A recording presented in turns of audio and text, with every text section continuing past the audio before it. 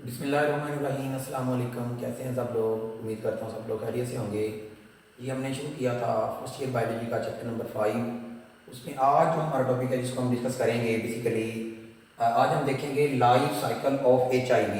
HIV stand for human immuno deficiency virus. तो HIV क्या है, ये कॉज करता है क्या? एड्स कॉज करता है।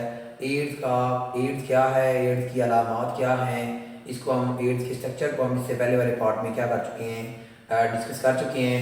अब हम बात करेंगे इस HIV के लाइफ साइकिल की कि ये किस तरह से सेल को क्या करता है, मुतासर करता है, और इसकी डिफरेंट तरह के स्टेप्स हैं उनको हम देखेंगे। अगर हम बात करें HIV की, तो HIV क्या करता है, बेसिकली इफेक्ट करता है हेल्पर टी लिम्फोसाइट को। अब ये जो हेल्पर टी लिम्फोसाइट्स हैं ये पार्ट होते हैं किस चीज़ का, हमारे इम्यून सिस्टम का। बेसिकली ये टाइप्स है किस चीज़ की, हमारे वाइट ब्लड सेल्स हैं जो हमारी बॉडी की इम्यूनिटी बनाते हैं। Helper T lymphocyte major component of immune system. अब होता क्या है, जब HIV का इन्फेक्शन होता है, तो जब इन्फेक्शन बढ़ जाता है, ये जो एरो है इसका मतलब ये क्या होता है, जो HIV इन्फेक्शन इंक्रीज हो जाता है, तो इसका नतीजा क्या निकलता है, जो तादाद है वो कम हो जाती है, नंबर जो है वो कम हो जाता है किस चीज़ का, टी लिम्फोसाइट्स का।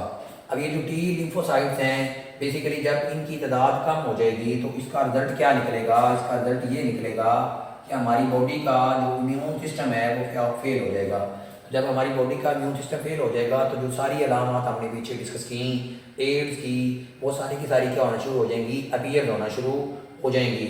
अब ये जो HIV है ये किस तरह से बेसिकली हमारे ह्यूमन सेल में इफेक्ट करता है, क्योंकि हमने पहले भी बात की है ये जो HIV है बेसिकली ये होस्ट स्पेसिफिक होता है, क्योंकि HIV का अटैक मंकी के ऊपर भी होता है, मंकी के ब्लड सेल में भी ये क्या करता है, अटैक करता है, लेकिन इसका जो इफेक्ट है वो सिर्फ ह्यूमन के अंदर होता है, और ह्यूमन में बेसिकली ये अटैक कर रहा होता है किस चीज़ के ऊपर, हेल्पर टी लिम्फोसाइट्स के ऊपर।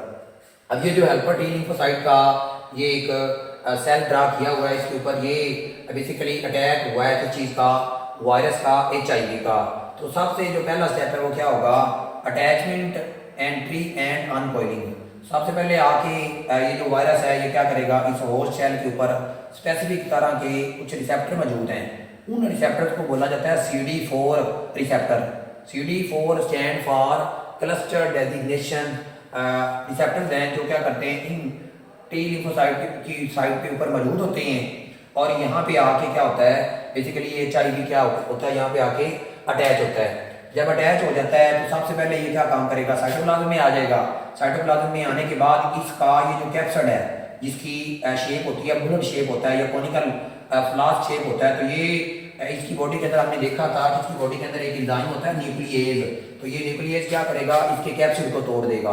तो जब इसके कैप्सिड को तोड़ेगा तो इसका जो जीनोम है, 2 RNA के स्टैंड होते हैं, वो सेल के साइटोप्लाज्म में आ जाएंगे। तो जब सेल के वो साइटोप्लाज्म में आ जाएंगे तो इनमें जो एक स्टैंड है बेसिकली उस तरह से जैसे कोयलिंग फॉर्म में होते हैं, कोयलिंग फॉर्म में होने के बाद ये क्या हो जाएंगे, बेसिकली क्या हो जाएंगे, अनकोयल हो जाएंगे। तो अनकोयलिंग होने के बाद यहाँ पे इसका जो दूसरा स्टेप है वो क्या है, रिवर्स ट्रांसक्रिप्टेशन एंड इंटीग्रेज। अब रिवर्स ट्रांसक्रिप्टेशन क्या होता है, ट्रांसक्रिप्शन का मतलब होता है DNA से RNA का बनना, और रिवर्स ट्रांसक्रिप्शन का मतलब क्या हुआ, RNA से DNA का बनना। इसको क्या बोलते हैं, रिवर्स ट्रांसक्रिप्टेशन। और इसमें हमने बात की थी इसकी बॉडी के अंदर एक एंजाइम होता है जिसको क्या बोला था, रिवर्स ट्रांसक्रिप्टेज। अब ये जो रिवर्स ट्रांसक्रिप्टेज एंजाइम है इसके अंदर एबिलिटी होती है कि ये एक सिंगल स्टैंडर्ड RNA को डबल स्टैंडर्ड DNA के अंदर क्या कर देता है, कन्वर्ट कर देता है। तो जब ये सिंगल स्टैंडर्ड DNA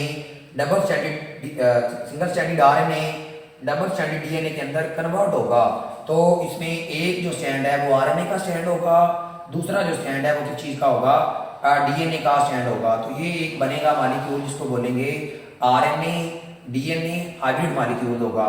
तो क्योंकि ये वाला जो मॉलिक्यूल है ये सेल के न्यूक्लियस में दाखिल नहीं हो सकता, क्योंकि इसमें एक स्टैंड RNA का है और एक स्टैंड DNA का है, और जो होस्ट का जो सेल है उसके अंदर RNA है, DNA है ऑब्वियसली ये, और DNA के अंदर जो बेस पेयर होते हैं वो और होते हैं, RNA के अंदर और होते हैं।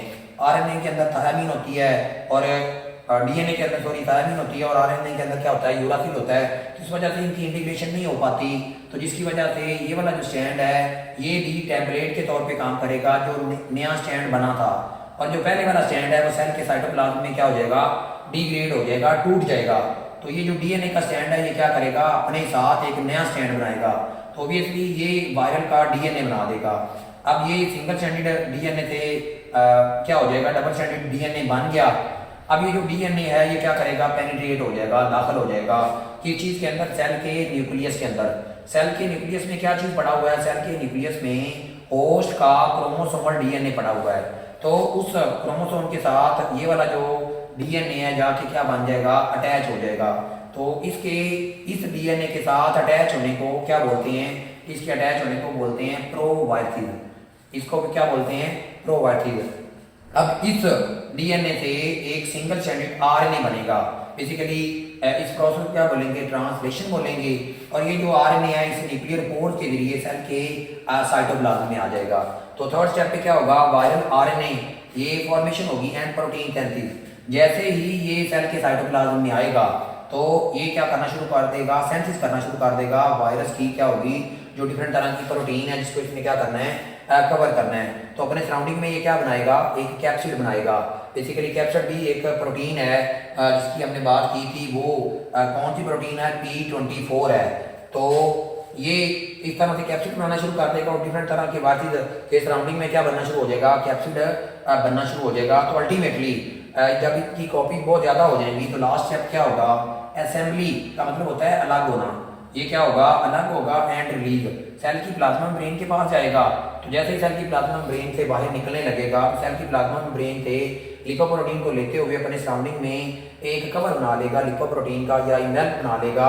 तो उसके बाद क्या हो जाएगा, रिलीज हो जाएगा। तो ये जो HIV का वायरस है ये क्या करेगा, नई अल्फा टी लिम्फोसाइट को क्या करेगा, इफेक्ट करेगा और उनको क्या करना शुरू कर देगा, उनको कमजोर करना शुरू कर देगा। तो ये इसका क्या था, एक लाइफ साइकिल था कि वो किस तरह से हेल्पर टी लिम्फोसाइट को इफेक्ट करता है। तो ये एक लॉन्ग क्वेश्चन पूछा जा सकता है इस तरह से, draw the infectious cycle of HIV। तो जिस तरह से स्ट्रक्चर बना हुआ है या इसके जो स्टेप लिखे हुए हैं इसको आपने इस तरह से डिस्क्राइब कर देना है। अगर पूरे टॉपिक में जब हमने स्ट्रक्चर को डिस्कस किया या अभी हमने लाइफ साइकिल को डिस्कस किया, इसमें कोई भी क्यूरी है, कोई भी क्वेश्चन है तो आप कमेंट सेक्शन में पूछ सकते हैं। अस्सलाम वालेकुम।